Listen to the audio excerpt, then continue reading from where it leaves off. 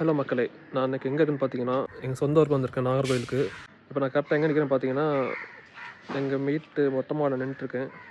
எங்க வீட்டு மொட்டை மாடி பாருங்க ஃபுல்லா சுத்தி தென்னை மரமா தான் இருக்கும். இங்க பார்த்தீங்கன்னா மாங்காய் மரம் இருக்குது.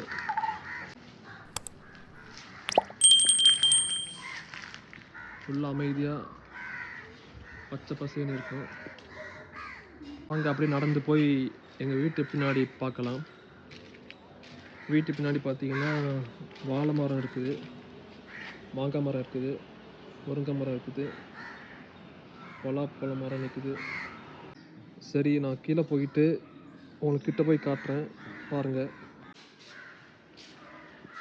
இங்க பார்த்தீங்கன்னா, ஒரு பாக்கு மரம் நிக்குது. ஒரு பிச்சி பூ செடி நிக்குது. அப்புறம் மணி பிளான்ட்.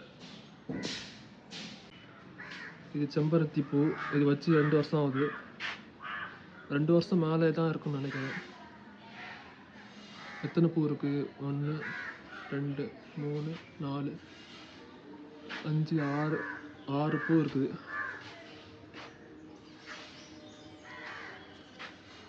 ஒன்று பறிச்சு பார்க்கலாமா?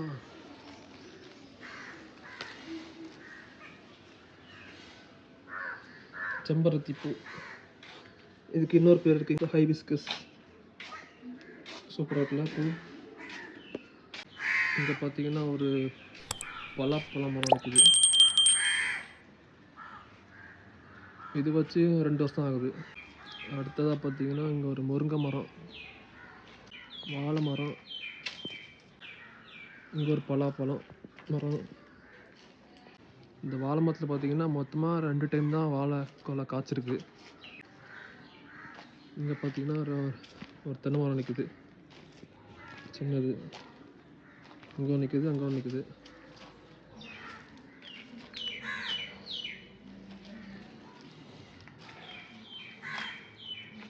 இது மாதுளப்பழம் செடி. இது எப்படி இருக்குது? எல்லாம் வாடி போயிடுச்சு, இலையெல்லாம் உதிர்ந்து போய் கிடக்குது.